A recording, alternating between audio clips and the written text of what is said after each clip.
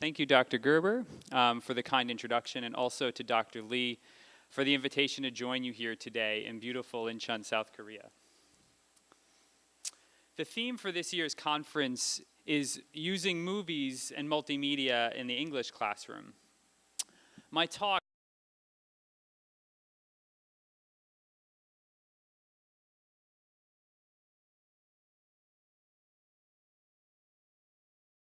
interest in using technology and multimedia in the classroom for a number of years now. And most recently, politicians and companies are promoting not just using digital multimedia technology, but teaching young people to code. That is, to program computers in schools. We typically refer to it as computer science. And I would submit to you that with the same enthusiasm we advocate for movies and multimedia in the English classroom, we should be teaching young people about computer science, about how to critically read and write software. And I'm going to argue that nothing less than our future depends on it.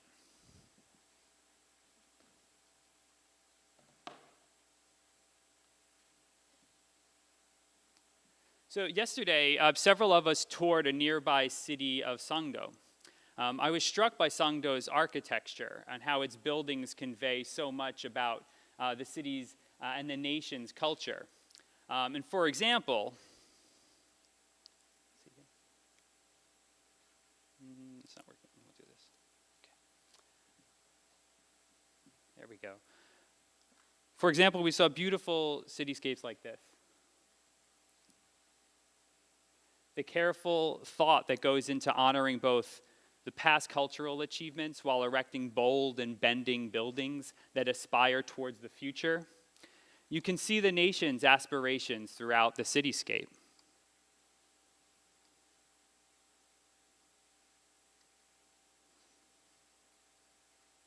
This is from the top of one of the larger towers in Sangdo. Beautiful, no? Now, allow me to return the favor that I received yesterday, where we were brought on that tour, that walking tour of Sangdo. And let me take you on a tour of New York City for a moment, in my neighborhood in New York City. I think it's the perfect way to learn a little more about me while also framing our topic for today. This is my door of my apartment. And those are my son's magnetic letters scattered on it. Descending the stairs of my building, we would emerge on 121st Street in New York City in Manhattan. And then we would cross the street, we'd walk down here a little bit, and then we would have passed this beautiful church called Riverside Church. And then as we get to the corner here of 120th Street, we would turn right. And walking a little bit down the block, we would come across this building here, which is Teachers College, Columbia University. So as you walk out my apartment door, the first thing you see is this majestic, gorgeous Riverside Church in the distance. You might have noticed it right back over here. Let's see it again. There it is. You see it there? Beautiful church, right? Coming up out of the background there.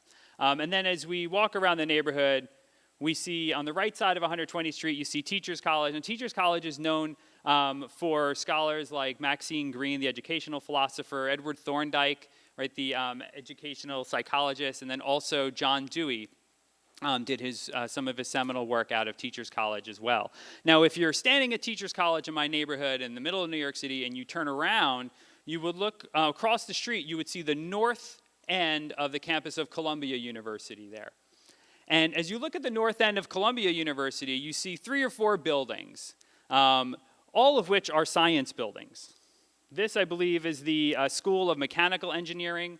This is the School of Physical Sciences. And then at the end there, you're going to see this newer building, which is called the Northwest Corner Building.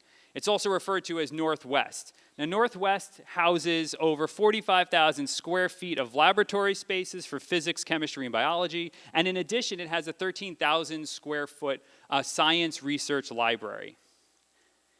It also has a cafe. So if you're like me, watching a 7-year-old and trying to find things to do, you're going to walk out of your apartment, you're going to go over to this cafe at Columbia. And you go in this door over here, you would walk up these very steps, and you would kind of see this cafe with these 20-foot glass walls. You have professors and students kind of meeting and talking, and you can hear the sound of an espresso machine sort of hissing in the background. Now, if you were to walk over to one of the walls over here, then you would look out, and in the distance, you would see these two buildings that I want to focus on for a moment. Okay, now on the right, I've circled, as you can see. I guess it should be your right. You can see just the tip of Riverside Church, that same gorgeous cathedral that's like reaching out into the sky, that we see when we walk out of my apartment. And if you look over to the right, you're going to see in the distance Columbia's latest project, which is a campus called the Manhattanville campus. And Manhattanville is going to take a number of years to develop, but the first building that went up for the Manhattanville the campus project was their new science center.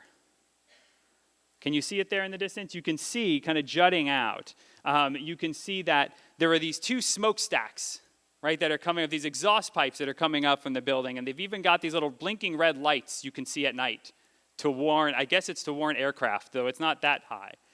But it's hard not to wonder as you're staring out the window here if like the exhaust pipes of the science center aren't reaching into the sky in a way that's meant to remind us of the cathedral's claims to the divine, right? You have the cathedral over here reaching up high. You have the science center kind of reaching up as well, all in this one simple cityscape in my neighborhood. Well, after getting a cup of coffee, if we were taking a tour together, we might walk down the stairs together. These are the two buildings, again, a little bit of a better view. You see the new science center and the Riverside Church. We would get a cup of coffee, probably talk a little bit about these two buildings, and we would then walk down these same stairs, out the door, and we would start walking down the famous Broadway. And after a few blocks and walking down Broadway, we would come to 116th Street in Broadway.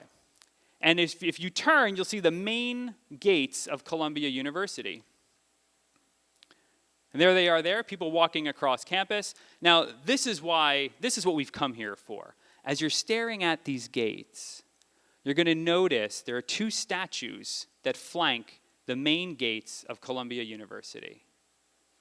And on the left is this statue. A man with his torso out, proud, cradling in his arm an orb. And the orb, if you can go up and you can read it, it's in Latin, but it says science. On the other side of those main gates is another statue. A woman, and she's holding a book in flowing robes. And I'm told, though I couldn't find it on the statue when I went and looked, but I'm told that she's called Letters. But as I look at these two statues, and if we were standing there on a corner of 116th Street and Broadway together, I might start to ask some questions.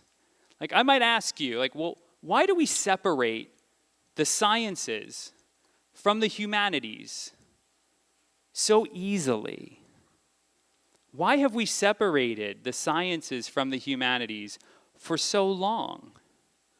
These statues were put up over a century ago. So if we were talking about, you might say, well, look, things have changed in a century, right? The world has gotten so much more complex and we've advanced so much. And I would remind you of those buildings we were just seeing going up in Columbia. And we look at where the university's putting its money now. The sciences haven't dwindled. The power of the sciences is growing. But the powers of the humanities are not. And why is that? Remember, this was 100 years ago, and the university felt confident enough in the distinction between the sciences were over here, the humanities were over here. They were so confident, they put it in stone. Literally in stone. And can we really separate the two so easily? And what are we missing out on by separating the two of these fields so easily. And I think as the world has started to change, we have to do more to address this. This is a picture of the same entrance to Columbia, to its main campuses at night.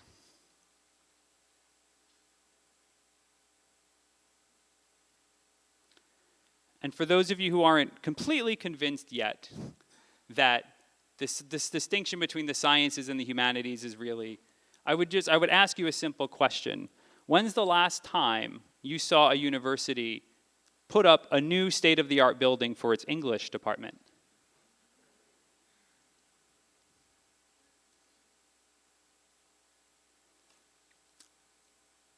We're going to get to this in a moment. So some would say that we can't afford to maintain this divide any longer. With the rapid spread of business and economic paradigms, it's led governments and institutions all over the world to emphasize useful or practical subjects like the science and mathematics. But with such increased utilitarian emphasis, we're missing something about the humanities as well. There's a great educational philosopher named Maxine Green, whom I mentioned before, and she writes about this a bit. She writes that young people find themselves described as human resources rather than as persons who are centers of choice and evaluation. They are, it is suggested, to be molded in the service of technology and the market, no matter who they are. Another philosopher, this one a philosopher of law, Martha Nussbaum, warned that failure to assert humanistic education in the face of globalization will have a dangerously predictable effect on what she calls nations of technically trained people who do not know how to criticize authority, useful profit makers with obtuse imaginations. I share these philosophers' concerns, to be honest, that our collective reverence for science, technology, engineering, and mathematics is given too easily and too naively. I also agree that there's a danger that such paradigms can even dehumanize people and the realities that they face every day. If we start referring to people as a number, and sometimes that's necessary and useful, but if we do it all the time, we start to lose a sense of their individuality and of their experiences. But let me also add that as valid as their concerns are, they are also incomplete and insufficient. You see, a far more compelling reason to assert what I would call like humanistic education, teaching English, teaching language, teaching literature, teaching film, teaching games. A far more compelling reason to focus on this kind of study is this. Software is radically altering the very rhythm and key of free societies all over the world. Now, software is a word that can be very intimidating, but it simply refers to human and computational languages that we use to tell computers what to do. To refer to the digital today is to refer to software. To refer to software is to refer to computational and human languages that the average user seldom sees. Right now, at this very moment, software is pushing and pulling packets of encrypted and unencrypted data to and from those mobile phones in your pockets. How many of us know what those packets of data look like? They look like this. That's if you're lucky, it looks like this. I say that because that's encrypted data, at least. This is a packet of data taken from my phone as it was sending, as Facebook was on.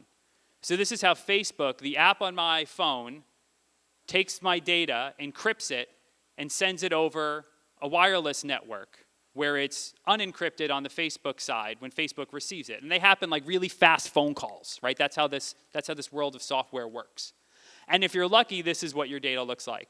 So one of the issues that's emerging as mobile devices and other kinds of technologies are spreading, one of the things that's happening is that our data is not always encrypted, right? And so I had other examples from other apps that I've used where you can read my name, you can read where I'm from in the packet of data that you would say you sniffed it. You sniffed it and took it off of the wireless network, right? So that's out there for anyone to find, and I found it after watching a few YouTube videos and spending about a half hour figuring out how to do it.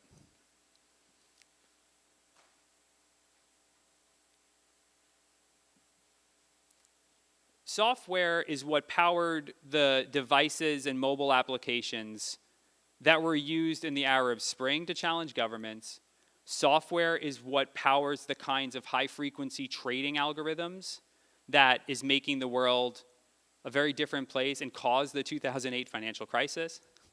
Software is what ignoble individuals used to spread fake news about American election candidates, all right, and also hacked the very infrastructure of the US election system in 2016. Software is not simply a new technology. Media theorist Lev Manovich likened its impact on society to the printing press and to the combustion engine. Unlike previous major technologies, however, software is not a machine, an instrument, or a device. The digital world we experience, it might appear like metallic and mysterious and technical and quantitative, but software is fundamentally different, and this is what's important for the people, I think, who are gathered here today at this conference. Software is a creative, linguistic practice. It's a language. The combustion engine wasn't a language. The printing press, though it had a dramatic impact on language, it itself was not a language. Software is all language-based, multiple languages at once, whether it's this kind of language or if you're creating some sort of application, you might see something more like this. Software theorists are quick to remind us, and anyone who has tried to teach other people another language will know this. Language is hard to teach. And it's hard because it's social, it's contextual, it's physical, and it changes constantly, depending on who you are and where and who you're with, and important for the people, I think, who are. But software at this conference, gathered here today, language. The combustion engine wasn't a language. The printing press on language, it itself was not a language. Software is ordinary languages and grown into a new hierarchy of their own. And he says, we simply do not know what our writing does. So he's looking at it as an expert in like software and media. And he's saying what's really different about what's happening now is as we talk about movies, we talk about apps, we talk about games. Anything that's digital is mediated by language. These languages are written by human beings, yes, but nobody can see them, no one can see them all at once. Nobody knows what the totality of these languages are ever really doing. The most you can do is control your app. The most you can do is control the one little piece that you have in front of you, if you're lucky. So software is not a technology. Software is a language art. Software is a language. Just look at this example of code again. Code has human authors. Code has a grammar. Code has syntax. Code has an intended audience and social purpose, and so on. When the popular blogging platform WordPress, they say in their tagline that code is poetry, they are not speaking metaphorically. They mean it, quite literally, and perhaps rightly so. To understand software is to understand how much it has in common with other language-dominant humanistic disciplines. Software is not technology. Software is more like composition, literary analysis, history, drama, law. If we are to ensure that software does good in the world, then it must be accessible to as many people on this planet as possible. Software is becoming an essential part of participating in a free society. It's as essential as traditional literacy itself. Clearly, it must be taught critically, creatively, and systematically. But here's the problem. We don't teach software. We teach computer science. That's the field, certainly in the United States, the UK, other parts of the world. That's the field we talk about, computer science. We have to teach young people computer science. But recall how we have come to view the sciences. Think back to those 2 statues at the gates of Columbia University. Very often, educational institutions divorce the sciences from the humanities in order to focus young people's attention on practical knowledge and skills that are believed to improve economic prosperity of a nation. On the left are the powerful sciences, and on the right are the cute and cuddly humanities. It is through the humanities, though, that fundamental questions about who we are as individuals, who we are as peoples, who we are as a nation, about who we might wish to become in our short time here on earth, it's through the humanities that those questions are asked. So separating the sciences from the humanities so starkly influences both the politics and the pedagogy of computer science. For instance, in the United States, former President Barack Obama hosted a day of code where he himself became the first American president to write a computer program. He composed a few lines of JavaScript. And in his promotional video, Mr. Obama appealed to young people saying, quote, "If we want America to stay on the cutting edge, we need young Americans like you to master the tools of technology that will change the way we do just about everything."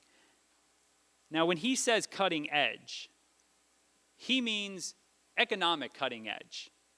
He doesn't mean you need to learn to code so you can read literature in totally different ways, or you can create films with unprecedented innovation, or you can create video games that no one has ever imagined. He doesn't mean that.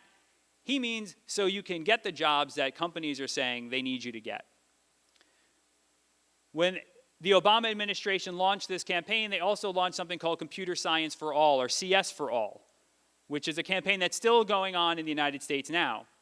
They pooled resources from the federal government, philanthropists, and the private sector to ensure that all students would receive computer science education in their public schooling. Now, in the nation's largest district, New York City, where I was born and where I live today, our mayor, Mayor Bill de Blasio, pledged that all of its students in New York City public schools, that's 1.1 million students, would learn computer science as a recurring part of the curriculum by 2025. Our city needs people with computer science proficiency, the mayor said, to power all kinds of companies, from tech to finance to health to fashion.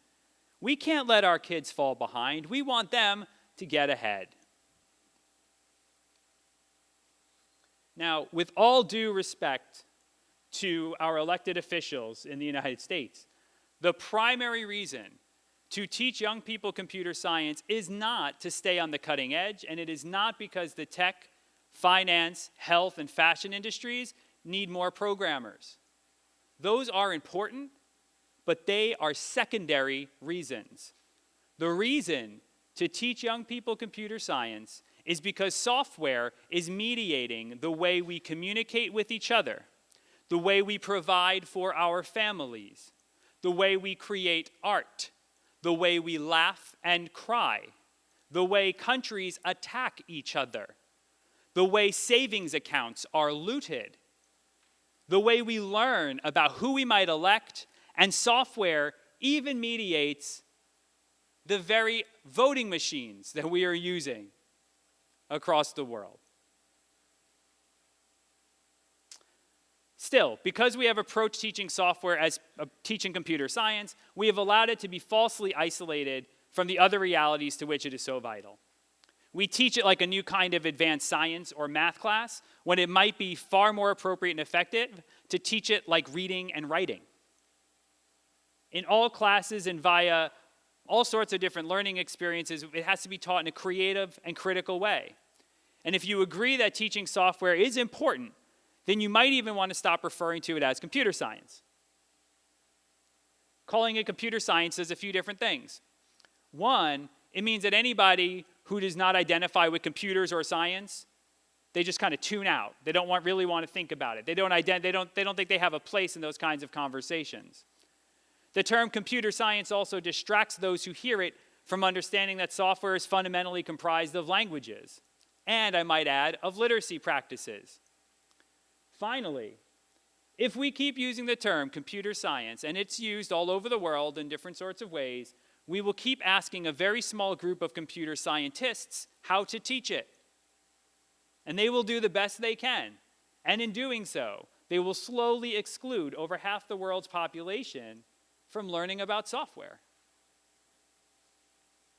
We do not need to create new computer science classes or even train corps of new computer science teachers. We need to design innovative ways for integrating coding, software engineering, app development, and other activities into core disciplines to teach it like the literacy practice it is.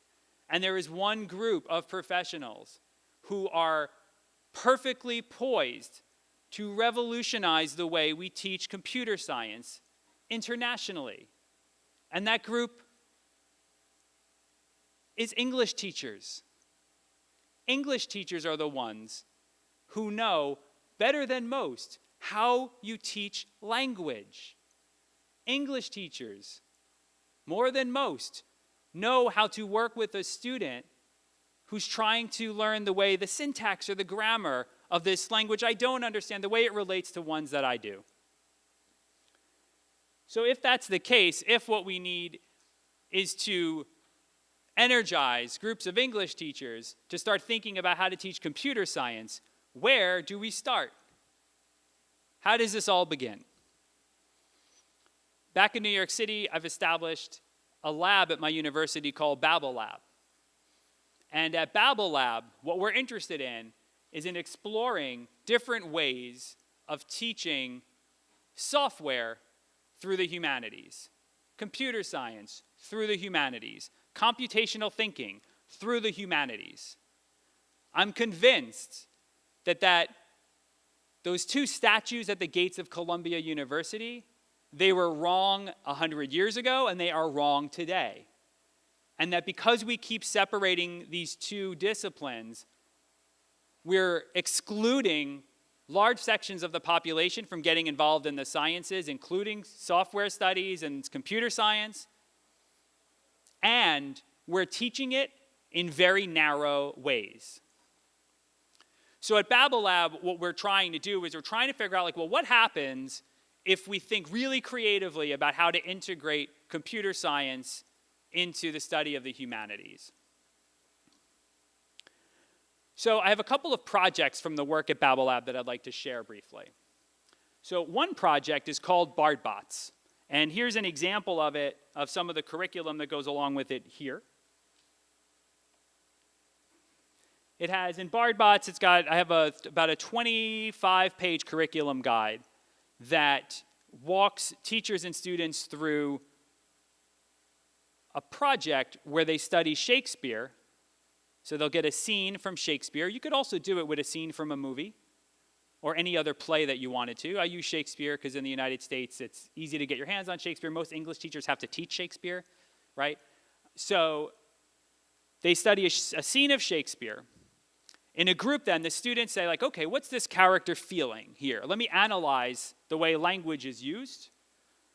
And if we were going to perform this scene from the play, how would we want to act this out? What would the actor need to do on the stage? But then after they've analyzed the scene, their challenge is to program a robot to act it out. So let's see some examples of what this process looks like. I worked with a group of undergraduates at my university, at Pace University, on Bart Bots about 6 months ago. And I'm going to show you 3 clips. The first clip will be of students. Well, at this point, they'll have had a summary of the project. We'll have had some conversations, and they're trying to wrap their heads around how do we want to start working with this? Let's read the scenes from Shakespeare and see what's going on. And take a watch. I think it's just one of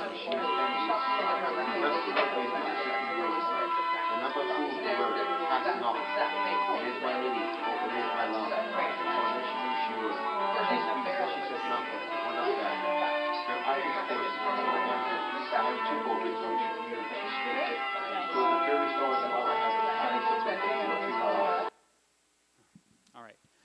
So let's walk through that scene just a little bit for a moment.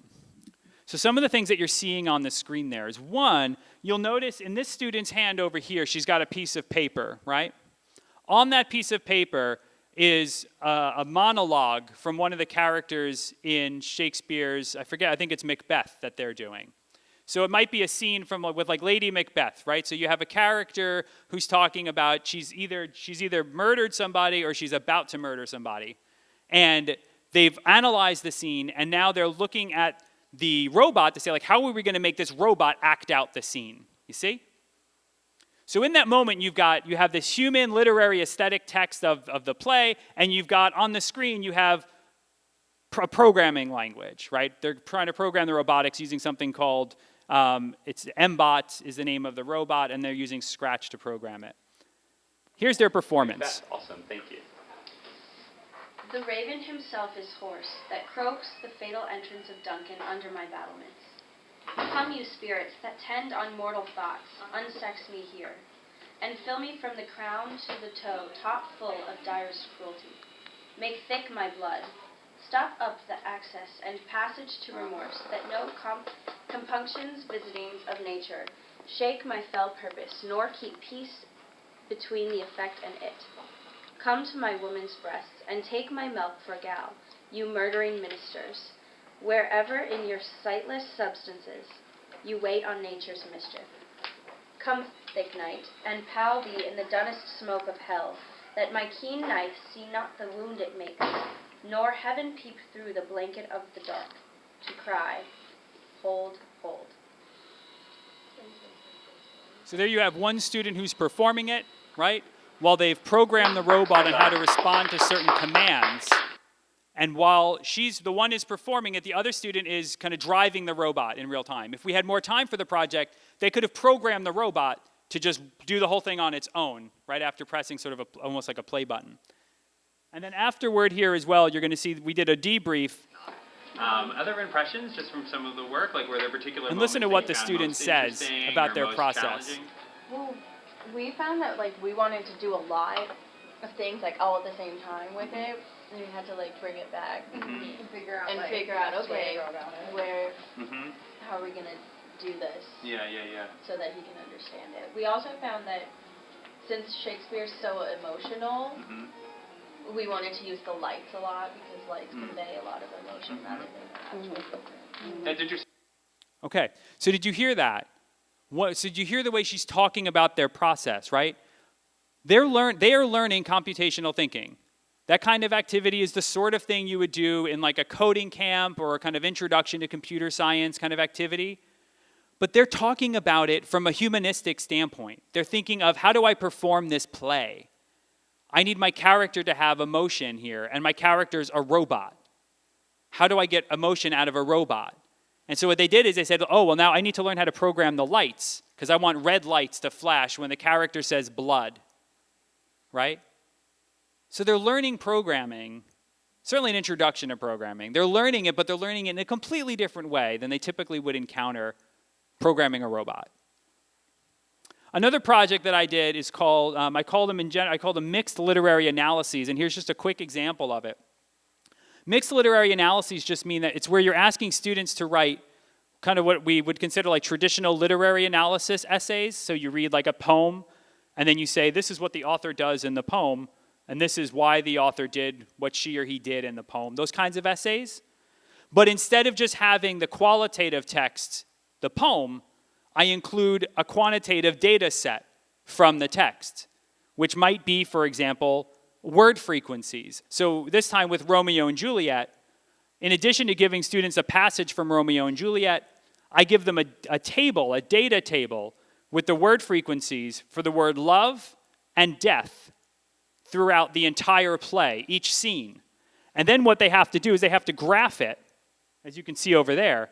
And then as they're doing their traditional literary analysis, they also have to cite quantitative evidence for their interpretation of the scene here. Again, we're exposing students to computational thinking, to computer science concepts, but we're doing so through literature, through teaching English, through language. And when you teach it this way, you can have more explicit conversations about the nature of software and of code and of programming and the fact that it is all language. And even though we refer to it as computational language, even code is human language. Human beings are the ones who created it. This is an example. The projects that I'm sharing, they have a pacing calendar with 2 weeks of curriculum. They have assessment descriptions like this one here. And they have rubrics for assessing the final essays that were written. So, where do we go from here? Well, one, I would say if these ideas are of interest, but you're not sure what to do with them, stay in touch with me. Reach out to me. And you can do so on Twitter by snapping that QR code right there. Next, if the projects that I've described are of interest to you, then please go get them. They're free. They're online and they're free right now. So if you're interested in Bart Bots, for example, if you're saying, well, I don't teach Shakespeare, but I could see taking a scene from a movie and like wanting students to program a robot to act that scene out, if you're having those kinds of thoughts, go get Bart Bots. Again, 20 or 30 pages, free curriculum online, snap the QR code, and you can grab it. In addition, I've written 3 projects, like the one with Romeo and Juliet I saw, where you have quantitative data sets for literary analysis. I have 3 projects online now that you're also welcome to go grab. The curriculum's free, it's open, go take it. And it has a 2-week pacing calendar, it has questions to ask students, it has notes to teachers, and it has final assignments and rubrics for assessment. One of them even goes as far as to take, in the beginning, we just give like word frequencies. Later, the quantitative data set is, we have a zip file with all of Shakespeare's tragedies in one file. And students load them up to some free software online and they analyze Shakespeare's use of words over time and in multiple plays. So we have lots of different examples. And finally, I've just released a book called Strata and Bones. And Strata and Bones is a collection of about 16, 17 essays about teaching English in the digital age. These essays were written as part of a column I write for a journal called English Journal by the National Council of Teachers of English in the United States. And I've written them over the period of about 5 years. Each one of these essays is about 12 to 1,400 words. They're short, they're concise.